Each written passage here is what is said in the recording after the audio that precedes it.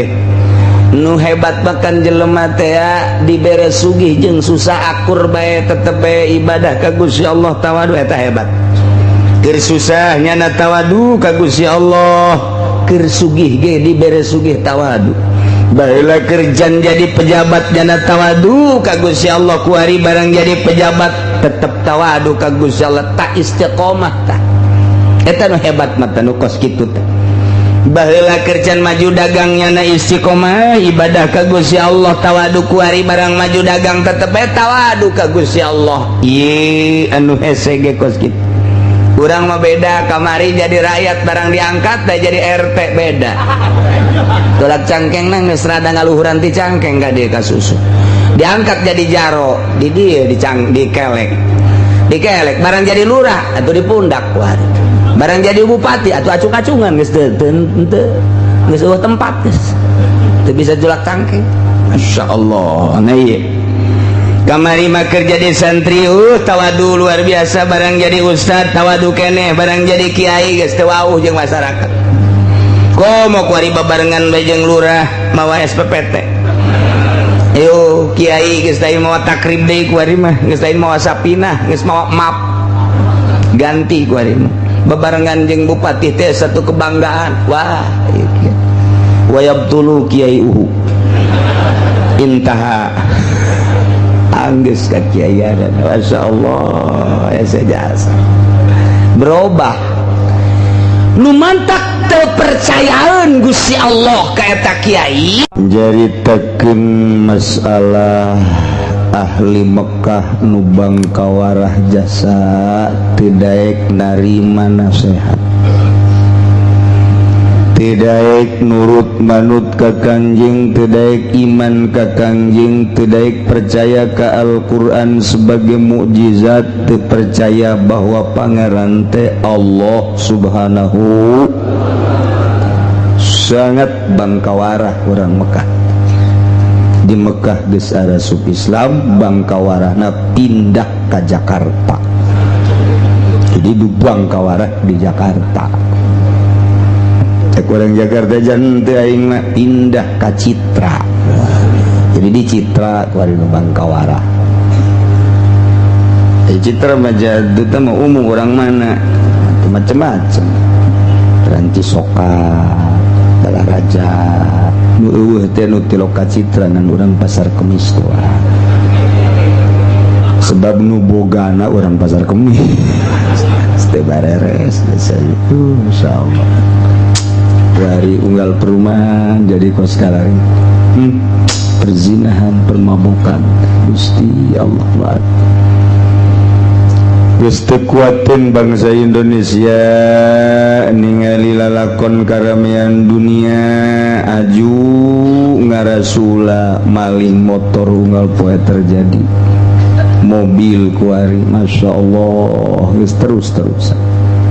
Naon teh sababna moal bisa dinasehatan lantaran awalna teu dibesikan ku besik agama, teu ngaji tauhidnya na. Nele motor bagus narasula, mobil bagus narasula.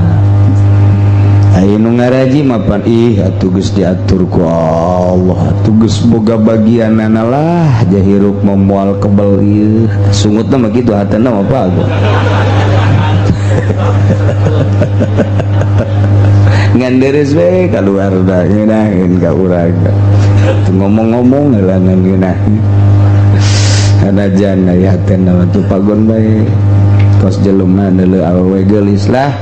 Lu sok dideulegeun bae, kos kitu mah di imah bae. Padahal hatena mah tetep bae, geulis ieu. Beda cegah jeung nu di imah mah. Ya mulus amat nu di imah na mah cedak na loba jasa pa. Geus caritakeun cedak pan geus teu kuat pa. Paling ge nyana teu neureuy cilu we lah nasib aing. Dibebejokeun ke bae lah di sorga, ke bae di sorga bidadari geus nungguan. Eta paling ngabebejokeun kitu, jauh ka sorga nyon teu pandang. Iyalah kafir-kafir Mekah bangsa-bangsa Arab saat eta buang kawarah luar biasa dilelesan ku Kangjeng Nabi rada dikerasan saeutik wah nyiksa terpercaya penuh ke Kangjeng Nabi bahwa Kangjeng diangkat sebagai Rasulullah, terpercayaan ke Al-Quran bahwa Al-Quran teh mujizat, terpercayaan ke Gusti Allah bahwa Gusti Allah teh pangeran nu nyieun langit jeung bumi nyana tetep bae nyembah da ka Manat ka Lata ka Uzza patung nu dijieun kunyana disembah itu bae nyana mah terus bae Kangjeng terus bae dakwah terus bae Kangjeng dakwah lantaran nyala besi kalengitan dunia, besi kalengitan tahta, besi kalengitan kitu kamulyaan embung jasa iman ka Kangjeng Nabi Muhammad sallallahu alaihi wasallam. Tak ieu harta teh ngahalangan,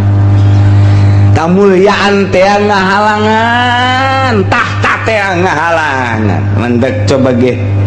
nu hebat makan jelema teh dibere sugih jeung susah akur bae tetep bae ibadah ka Gusti Allah tawadu eta hebat. Keur susah nyana tawadu ka Gusti Allah, keur sugih ge dibere sugih tawadu. Baheula kerjaan jadi pejabat nyana tawadu ka Gusti Allah, kuari barang jadi pejabat tetep tawadu ka Gusti Allah, tak istiqomah tah. Eta nu hebat mah nu kos kitu teh. Baheula kerjaan maju dagangnya na istiqomah ibadah ka Gusti Allah tawadu, kuari barang maju dagang tetep tawadu ka Gusti Allah. Ieu anu hese ge kos kitu. Urang mah beda, kamari jadi rakyat barang diangkat da jadi RT beda. Tolak cangkengna geus rada ngaluhuran ti cangkeng ka dieu ka susu. Diangkat jadi jaro, di dieu dikelek. Dikelek barang jadi lurah atau di pundak kuari. Barang jadi bupati atau acung-acungan geus teu geus eueuh tempat geus teu bisa julak cangkeng. Masyaallah nah ieu kamari mah keur jadi santri tawadu luar biasa, barang jadi ustad tawadu keneh, barang jadi kiai geus teu wauh jeung masyarakat. Komo kuari babarengan bae jeung lurah mawa SPPT. Ayo kiai geus teu mawa takrib deui kuari mah, geus teu mawa sapinah, geus mawa map ganti kuari mah. Bebarengan jeung bupati teh satu kebanggaan. Wah ieu wayabtulu kiai uhu intaha anggeus ka kiaian. Masyaallah ya sejasa berubah nu mantak terpercayaan Gusti Allah ka eta kiai lantaran berubah niatna batal. Begitu balik di pondok nyana dibantuan ku masyarakat nyen pondok nyen majelis niat lempeng keneh ngaraji masyarakat kadinya. Alhamdulillah santri aya 30 40 mah anugerah ti Gusti Allah luar biasa. Ulah neuleuh loba jeung saeutikna tapi neuleuh bisa isolul khair ilal ghair, nyampekeun kahadean ka batur manfaat ngaranna. Kudu lamun ditampak ku eta murid aya 10 nampak aya 20 nampak nyanana geus maot diamalkeun eta ngocor bae pan ka kuburan. Tak eta nu dipikiran ge ngocor ka jero kuburan. Bu kokorolokan ieu gede amat kan kuari gede mangpet ieu kokorolokan. Mulus keneh 5-10 tahun mulus kiai teh bagus. Kuari datang Partai Golkar. Assalamualaikum. Salam. Damang kiai, alhamdulillah. Pondok bangun rombeng ieu kiai. Cek adalah teu sakiayana bae. Ji kula mah rada mangmikirankeun ja kemajuan agama teh kapan lamun pondok jore. Mah ngeunaheun jasa tah. Kana ceuli masyaallah sadigerean wae tah. Nikmat jasa. Masyaallah. Atuh deuk kumaha majuna pondok kos ieu. Ke kula lah pokona mah dicepangieunkeun proposal lagi mah penting mah tanda tangan bae geus. Geus teu kudu hese kiai. Ulah henteu ieu mah demi kemajuan agama bae. Ulah hese-hese diajukeun ku kuda 100. Ke paling nu katampana 60 masalah kan. Geus kitu bae. Dica bodoh atuh kos kitu mah cek kula mah teu hayang. Heuh masalah cek geus. itu bawa kendaraan di mah kendaraan geja kos gitu ganti dek kukula di penyokan meok tararamis biasa. Masya Allah anak jacuna yang sekupi tenang sekupi wong aduh dibangunkan pondok bere mio bere sekupi berubah di jero hatena nu tadinya cinta ka santri cinta ka masyarakat nyampaikeun agama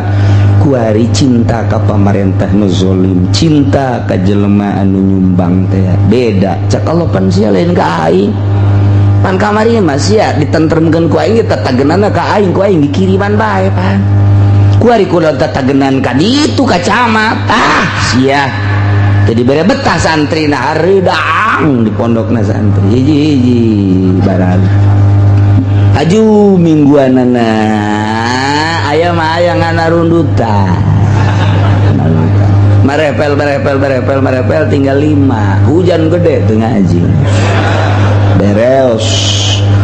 baheula mah jah hujan ge ngaraji beta masyarakat belaan make payung naon eta lantaran kolbuna mailul kolbina berubah kamari mah cinta ka Allah bener-bener ngaluhurkeun agama kuari mah cinta proposal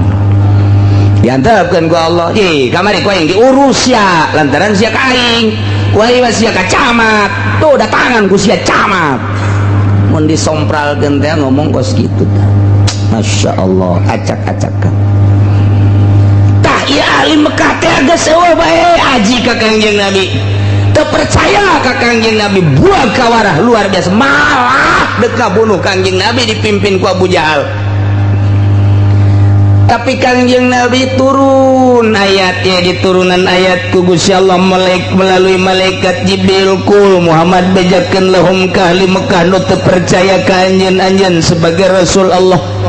teu iman ka Al-Quran bahwa Al-Quran teh mujizat teu percayaan ka Allah bahwa Allah teh pangeran anu nyieun langit jeung bumi bejakeun ka ahli Mekah ye siru fil ardi tsumma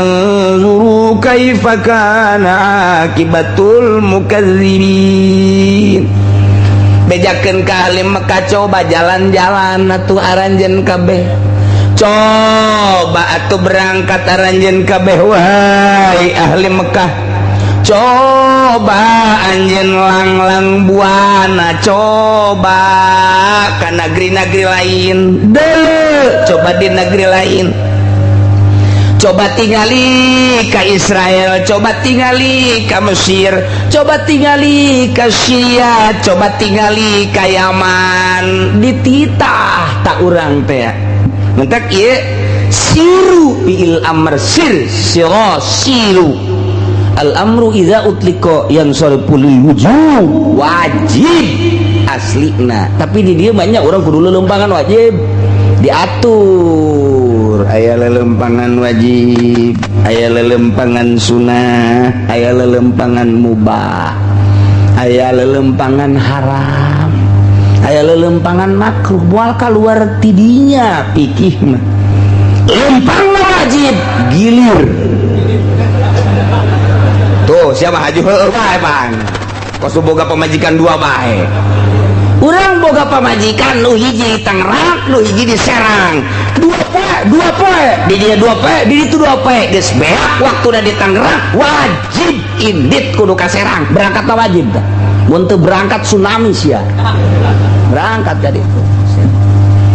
wajib teh eta mayar hutang geus datang ka waktuna wajib ka ditu ka Serang aya anu jawaz langsung gak jawaz bae panjang lah lamun 5 mah nu jawaz bae dagang tak lempangna ieu sakadar jawaz meunang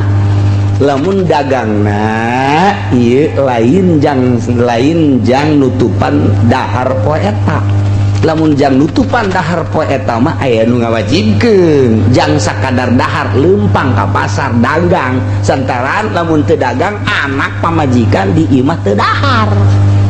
wajib teh lempangna ti imah ulah ngajedog bae di imah mentak pantes pamajikanna marah ka lah ngajedog bae di imah ngagedean kanjut doang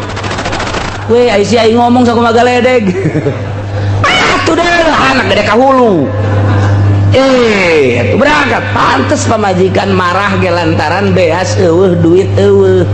jualeun geus eueuh. Amari mah kongkorong aya kene geulang aya kene takas sueng-sueng teu nyawan sueng di dieu mah naon gara-garana ieu giwang ka giwang giong beak kula dijual geus eueuh dijualeun ge calana jero dae ka jualna lagi lain jualin cara majeron mah porosoteun seri pamajikan keur marah ge salaria jasa segala porosoteun segala naon teu boga duit ge morosotkeun terus bae sia lah sok ngaco bae atuh Masya Allah tak eta ngan lain jandahar poe eta mah jawas statusnya kan sakadar menang nah iya ge sarua jeung dagang hei ahli Mekah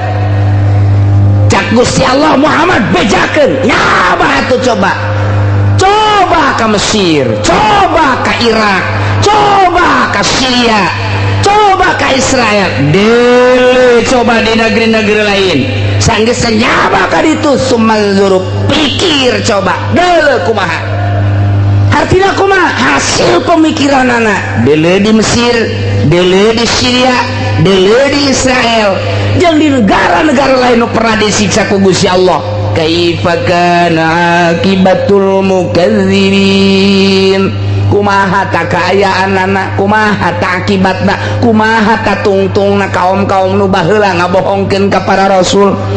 Dah coba nu baheula pernah ngabohongkeun ka Kangjeng Nabi Nuh kaumna dikumahakeun, nu pernah ngabohongkeun ka Kangjeng Nabi Yunus kaumna dikumahakeun, nu pernah ngabohongkeun ka Kangjeng Nabi Daud kaumna dikumahakeun, nu pernah ngabohongkeun ka Kangjeng Nabi Isa kaumna dikumahakeun. Coba urang Mekah titah nyaba ka ditu titah deuleu.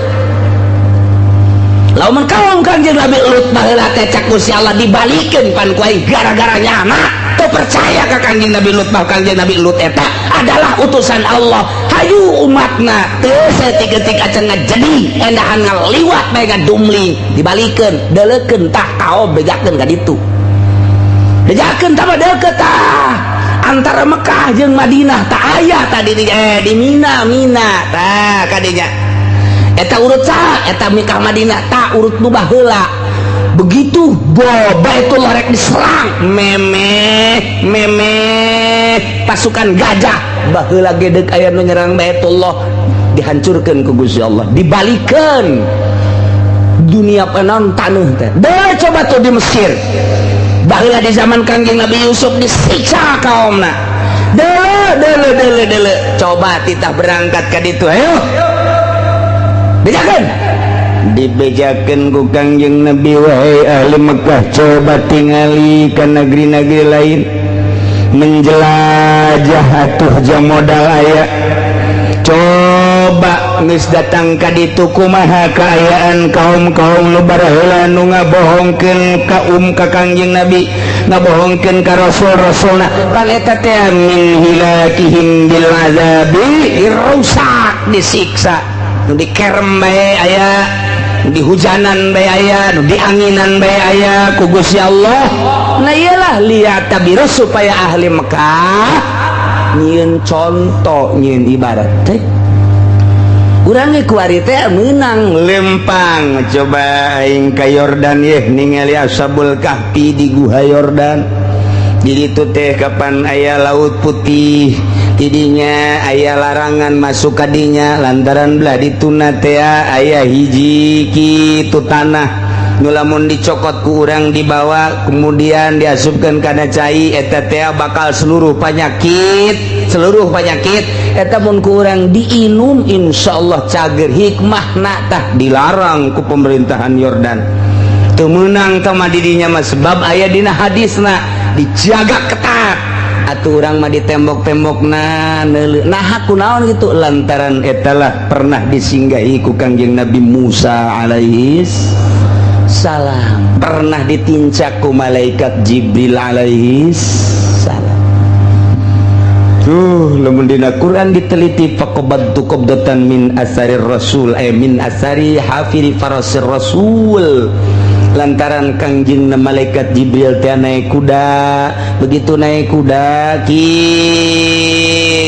kadeule unggal lain naik kuda malaikat Jibril ngarupa kuda unggal nincak jadi jara di tina taneuh kumaha bae jara di kitu jukut dan lain sebagainya berarti aya maul hayatan.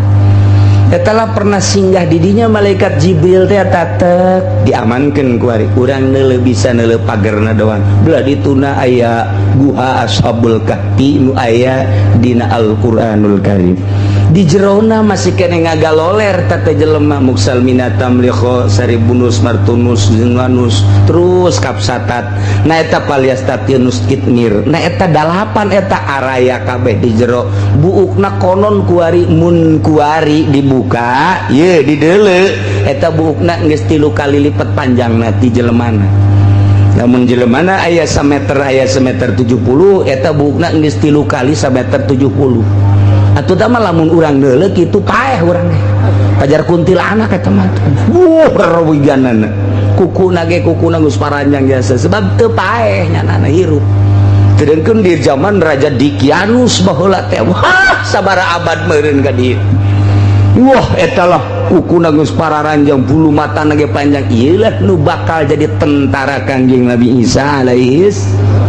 salam di akhir zaman engke bakal aya Mahdi setelah eta bakal aya Dajjal setelah eta bakal aya Kangjeng Nabi Isa dibantulah engke ku ashabul kahfi tadi Yordan coba orang jalan-jalan ka ditu ka Yordan ziarah ka ashabul kahfi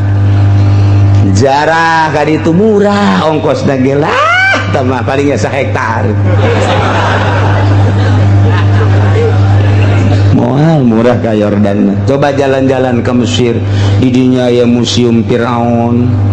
huluna ge aya awakna aya di museumkeun Firaun teh kapan dibalsem ti zaman baheula na ieu lah aya di museum dirinya Firaun sosok Firaun teh kos kitu matana kos kitu ceulina kos kitu dan lain sebagainya jalan-jalan ka Misra amis di jero tuh dirinya jalan-jalanlah ke Israel bangkawarahna Yahudi Israel kurang dina Al-Quran ya Bani Israel ya Bani Israel ya Bani Israel aya sabaraha Bani Israel teh dijelaskeun Yahudi Israel neuleuh urang ka karakter Yahudi coba neuleuh coba kaditu ka Cina baheula teh Kangjeng Nabi ka Jepang Kangjeng Nabi nu konon nyana teh dikerem teh di Jepang dele coba ke Turki terus neleuan umat-umat nu baheula disiksa ku Gusti Allah kemudian kitu Kangjeng Nabi Yunus alaihi salam tah eta umatna baheula disiksa Kangjeng Nabi Hud itu dimake angin dele coba ka ditu tah jang naon eta jang itibar meureun cek ahli Mekah aing ge sarombongan aing sagolongan aing meureun mun bangkawarah bae teu iman ka Rasul pasti disiksa tah supaya kos kitu mun ngomong urang nama sia ulah kos kitu nu geus kieu teh cilaka tah eta bahasa urang tah ulah sok kos karenya cilaka sia nu geus kieu cara cilaka ulah sok ka Gantarawang cilaka sia ulah sebab urang Gantarawang geus ka dieu ku ari cilaka teh bahasa urang da kos itu siru fil ardi masya Allah jang itibar supaya orang ulah nurutan kaum nu baheula nu disiksa ku Gusti Allah subhanahu wa ta'ala etalah irsyad merenya ho ngajelaskeun tentang sifat uluhiyah Gusti Allah bahwa Gusti Allah teh sifat pangeran anu nyiksa ketika umat dah teu percayaeun ka Allah teu percayaeun ka Rasulna disiksa ku Gusti Allah. Jadi ayat ieu secara dini ngajelaskeun katauhidan nauhidkeun ka Gusti Allah secara dini liman ma fis samawati wal ardh ucapkan ku anjeun Muhammad kalimat eta boga saha ma fis samawati wal ardh langit katut esina bumi katut esina bejakeun eta teh milik saha kitu dijawab kul lillah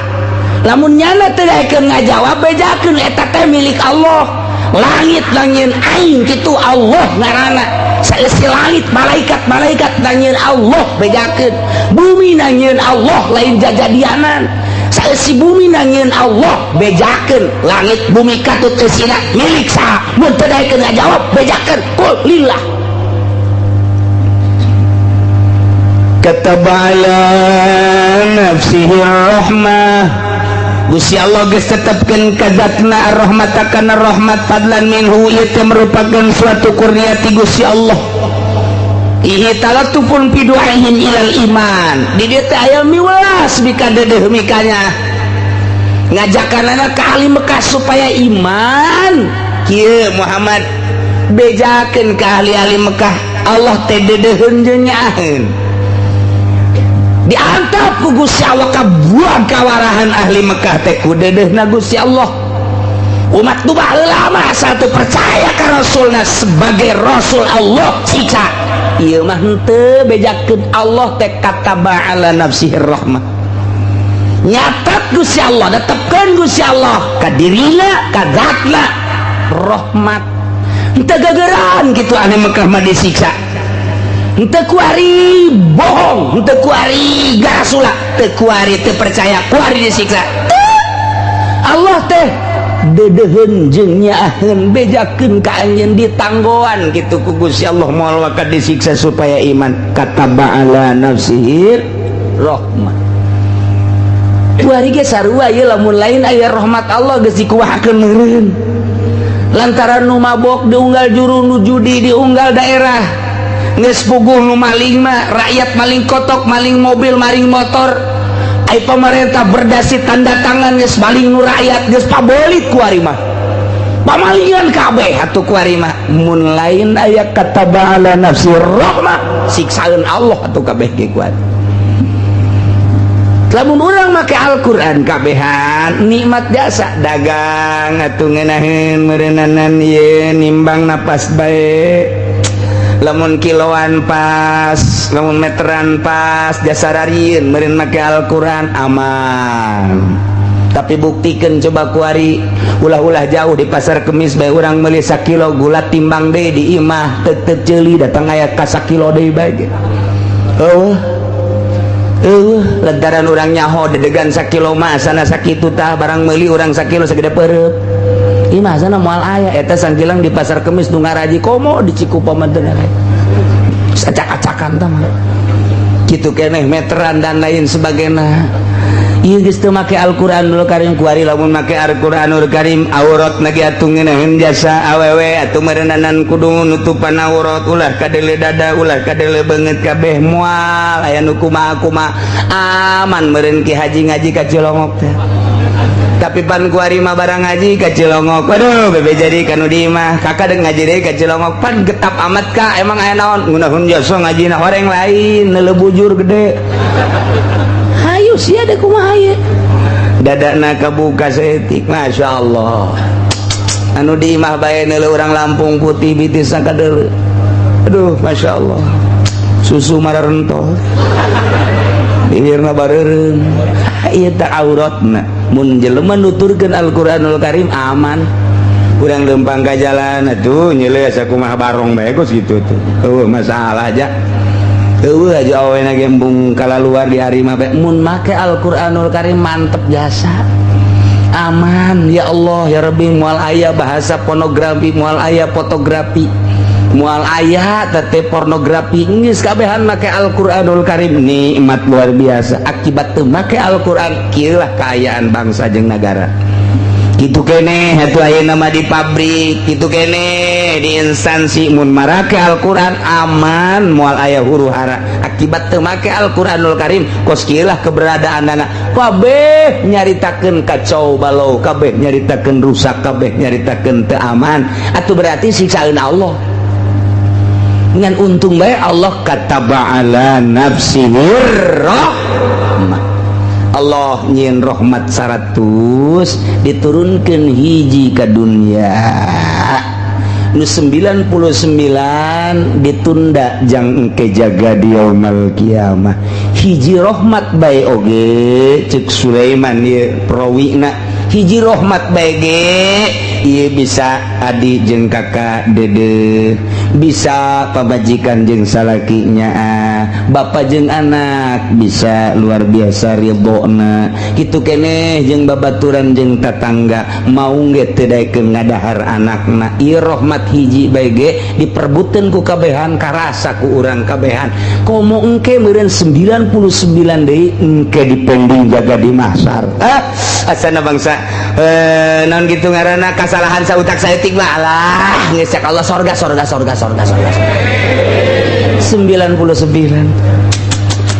Saya kata orang mana? Orang Cikupa. Timbang cek malaikat. Begitu ditimbang ai salat mah salat ngan subuh qada bae. Qada bae. Cek malaikat ieu nu mata qada bae kunaon teliti. Pentingna ieu nonton bola bae cenah ieu. Waduh, qada bae. Ai salat mah salat ngan qada. Anu 5 deui salat anu 4 teh husu. Allahu Akbar, sekupi Allahu Akbar, apaan Allahu Akbar, iyyaka na'budu wa iyyaka nasta'in. Lampung Allahu Akbar. Aduh iya, Masya Allah ya cewek, aduh kabari kenalan Betty. Eta salat teh kos karena itu, eta salat teh atuh kawehan ja karena itu kabehan atuh haji jelema nu teu gurusan ruhani mah pasti karar itu bae salat teh. Pada anu gurusan ruhani mah moal dina ayana ge langsung kembali. Naon sababna? Misah awak jeung roh. Papasrahan pan ka Gusti Allah. Gusti mata nu aya di abdi teh ieu teh panu Gusti. Abdi kicep ku Gusti neuleuh teh dideleukeun ku Gusti. Kebenaran ku abdi digunakeun lain anu dipake karidho ku Gusti. Hampura Gusti kitu keneh ceuli kitu keneh irung kitu keneh kabeh ke awak urang ya. Lah Gusti ai jasad mada di mana geus teu aya rohan isu pageto meureunanan ieu mah dibalangkeun ka kuburan. Boro-boro dengan jeung tetangga sangkilang pamajikan ge anu unggal peuting sare babarengannya nangis embungeun ku ari mah geus ngagojod bangke dipicen kaleuweung dikubur. Ieu mah jasad tapi roh abdi ieu pan ka Gusti. Nah ieu roh abdi teh pan nu Gusti asal ge ti Gusti kuari ge diatur ku Gusti dek dikagustikeun bae. Nu mantak abdi teh dek nurut bae ka Gusti kumaha parentah Gusti. Tah lamun geus kos kitu coplok roh jeung awak geus bisa hihiberan. Nalika salat ge roh mah hiber ka sekupi. Allah. Eta wa nafsu ngaranna. Tah lamun geus bisa kos kitu tah naon eta parabotna? Hiji ulah resep dunia, ulah resep bahasana ge. Tinggalkeun karesep kana dunia, ulah ngudag-ngudag dunia. Cirina teu ngudag-ngudag dunia tanda teu resep kana dunia. Cenah aya di lembur ge teu ngudag-ngudag dunia bengek tah mah. Lain teresepan geus teu daya teu upaya tah mah lain deui tah mah kos kitu. Kadua ka makhluk ulah aya di jero hate teh aya makhlukan ulah aya jelema di hiji Allah nu katilu nafsu nu kaopatna setan ulah aya geus lamun geus lempeng eta takakarak mantap salat Allahu Akbar. Allah nu maha agung, keagungan Allah kabayang nyieun langit nyieun bumi katutusina dadamelan Allah. Akbar Allah teh kabelah ditu da jieun surga nyieun neraka saha nu bisa nyieun surga nyieun neraka. Akbar Allah teh urang teh ti eueuh ka aya kuari geus aya diurus. Akbar Allah teh kuari pengurusan Allah kasim kuring ka kaula keur salat lain abdi nu salat teh ja Gusti ieu teh. Allahu Akbar. Nikmat salat khusu kakarak khusu ngantek Mama Bakri mah budak coba talagudag sia memeh salat lohor titah talagudag budak ayo numbat dag nyana salat Allahu Akbar teu kadengin nu talagudag ku husu-husuna salat nu talagudag budak sakitu embatna teu kadenge husu jasa ta salat. Mantak Sayyidina Ali titah jambut pedang engke bae lamun kula keur salat cabut eta pedang panah teh teu karasa beres salat teh pedang kunaon tadi cabut entos tuan teu karasa. Urang mah kureungit yang encan nyoco can naon geus bingung. jauh jasa urang Gusti Allah. Regit-regit salat maghrib salat di sisi masjid di kaca kebenaran aya liwat ngaliring. Aduh celi lain ngadengekeun imam nyana ngaliring. Waduh itu lempang na mantep awas segala. Aduh salat gos gitu jasa. Tah nanti kayak ditimbang pan eta jore teh salat tah jore malaikat lapar ke Gusti. Iya jore salatna naon kajoreanana padahal mah Gusti nyahoeun ngananya tetep etika sidang. Nah iya baca kodo bae kodona kurang nonton bola tapi sholat tu sajana teu husu teu suhusuan naon neulekeun bujur bae nya sholatna cek malaikat teh aju naon deui atuh beres mah cenah ieu mah sholat mah sholat geus aing lantaran nyimpen rahmat 99 kasorgakeun bae masya Allah asana begitu husu bae sana begitu guys lah pokoknya aing tenang cenah ngaji poe kamari mah geus teu kudu husu ku rahmat Allah mantep jasa ai teh dibejakeun ka emang kos kitu ieu mah matak nu ngeunah dibejakeun ngeunah nu teu ngeunah dibejakeun teu ngeunah ieu tak keur carita kataba ala nafsihir rahmah Salman nyaritakeun seperti eta jiatun matak asal daek ngaji salat sorga ngan dihadeup heula moal haju diasupkeun angel nanti tekan neraka doang ada hareupeun bae ditanya ke malaikat euy boga kunci encan boga di dinya bae nan nyen tenda bae cek malaikat teh masyaallah na ilah kataba ala nafsihir rahmat bejakeun Muhammad Allah tegas tetepkeun kana rahmat boga 99 gitu nu baheula asal buah kawarat teu percaya ka rasulna nentang ka rasulna siksa langsung komo lamun nyana mental lah ulah sok loba omong rasul datangkeun siksa teu kebal disiksa lah sudah sok loba omong rasul coba siksa disiksa pan ku aing lah Lut cek kaumna rasul Allah coba deku kumaha coba kami siap disiksa ku aing tapi aing ka umat anjeun mah cek Gusti Allah kataba ala nafsih rahmah dedeh jeung nya antepkeun bae heulanan moal ka disiksa di akhirat teh di dunia mah ke bae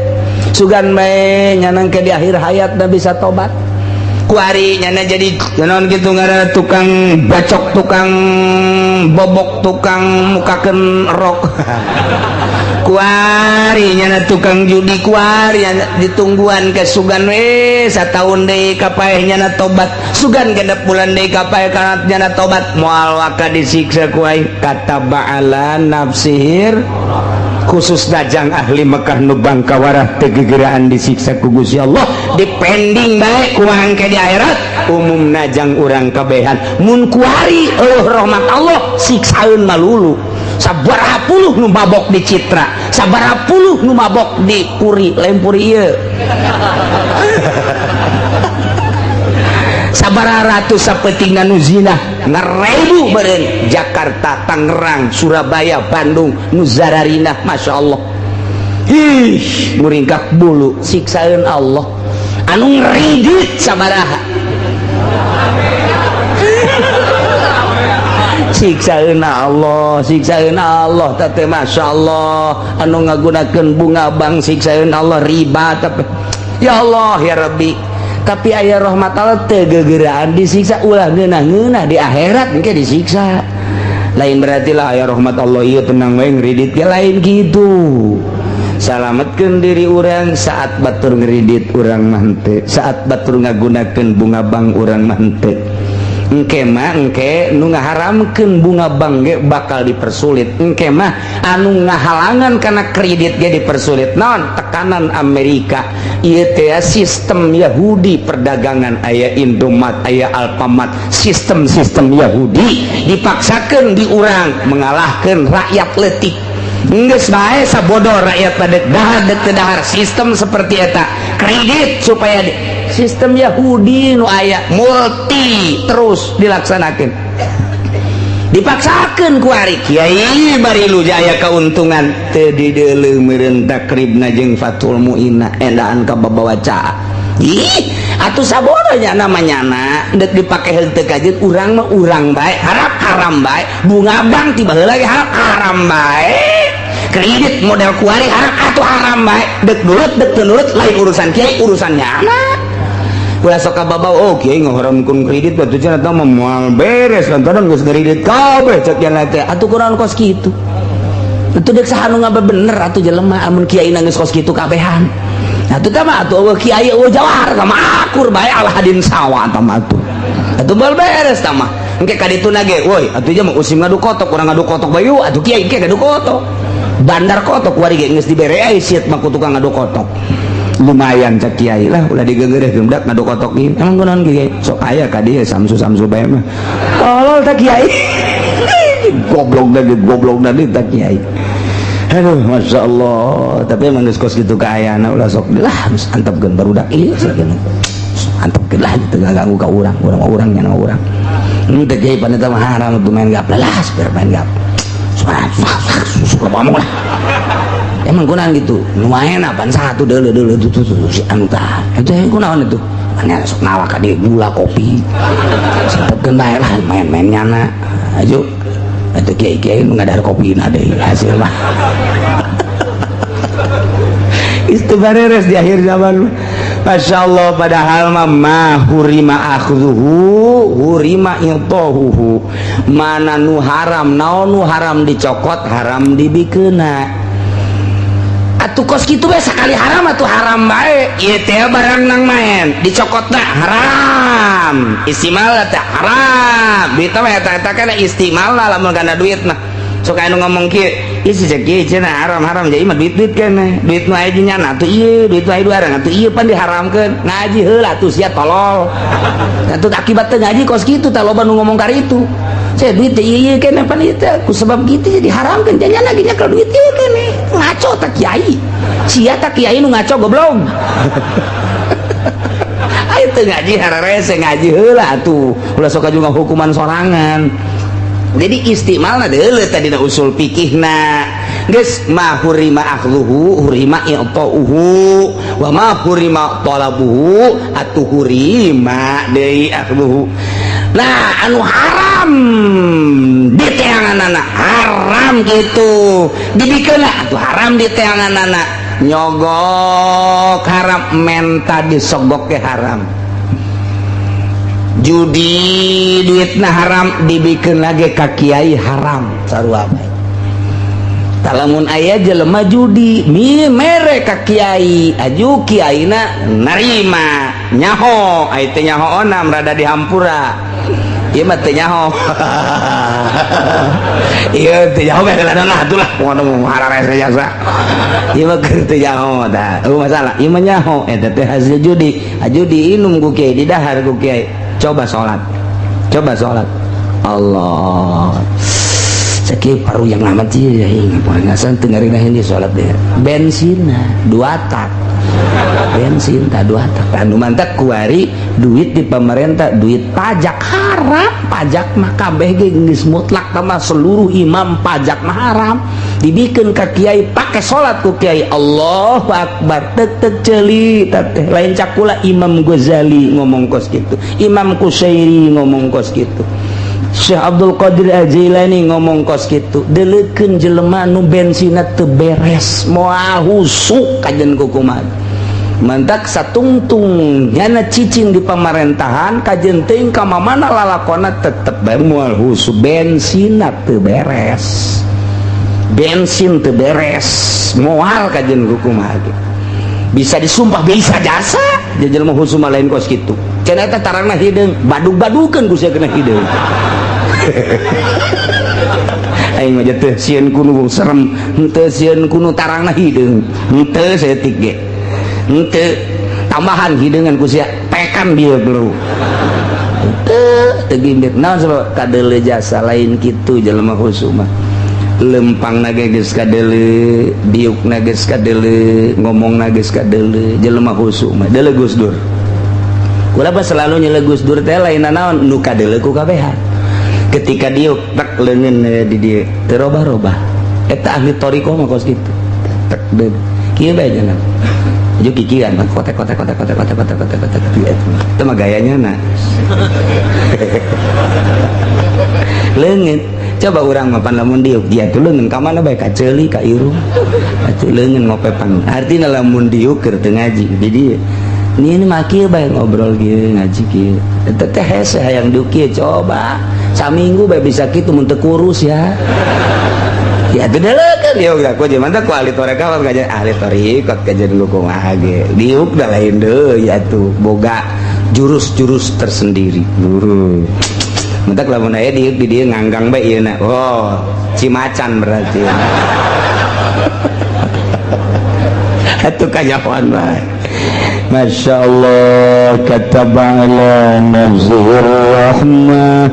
la yajma'annakum ila yaumil qiyamah yakin Allah bakal ngumpulkeun ka aya renjeun kabeh ali bekah khusus umumna ka kabehan ila yaumil qiyamah tepikeun ka poe kiamat maksudna engke di poe kiamat ku ari mah moal disiksa cek Gusti Allah deudeuh jeung nya aing kena diantepkeun ka aya hiji dua modal kamari di Aceh aya hiji dua modal di Yogyakarta aya hiji dua Jakarta ka Kerem modal hiji dua eta mah jang itibar nu sejana bae ulah kitu atuh aing teh bakal nyiksa deui sia kitu kuari sabenerna mah tsunamieun gempaeun deui Tasikmalaya baheula masyaallah gunung Bitu walah luar biasa ambalayah na jelema datang ka dikawin-kawinkeun asal lain udah ngawin bepan kula mah keur di Garut tarita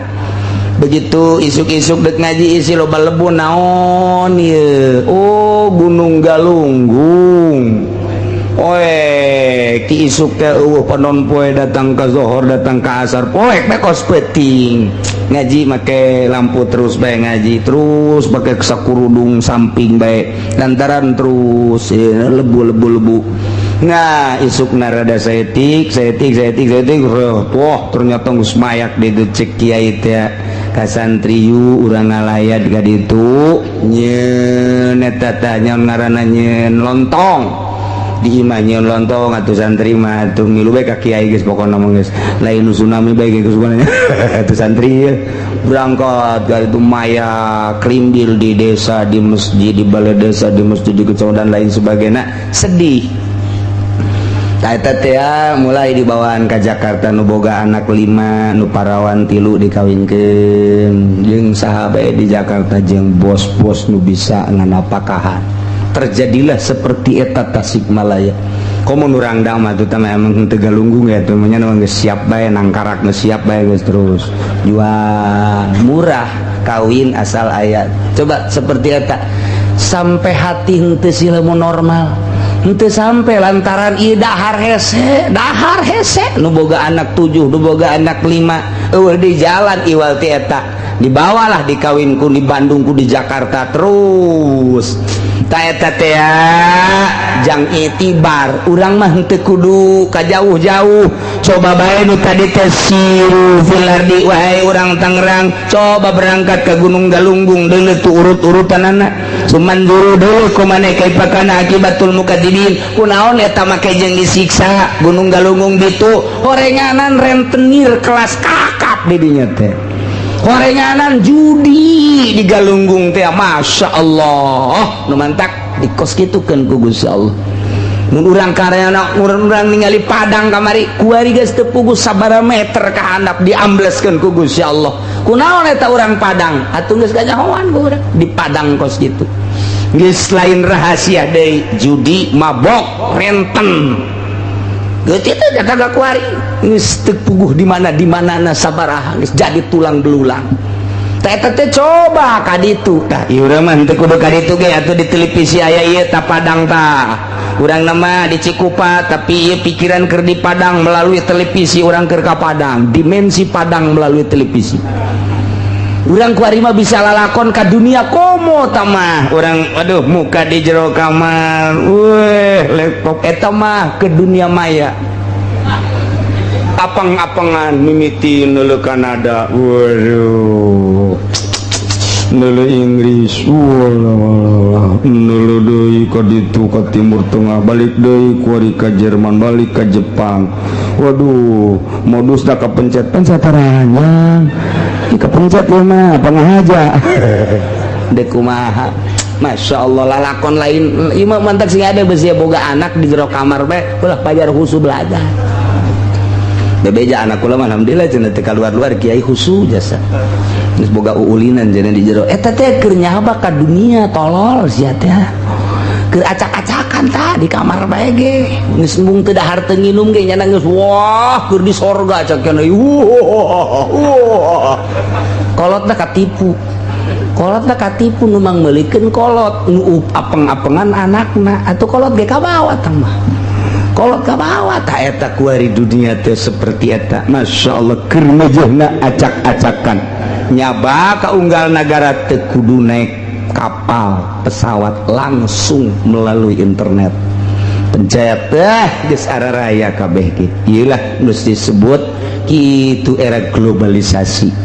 informasi per detik ku urang tanyahoan ku ari mah tinggal bisa na jeung tinggal bisa muka na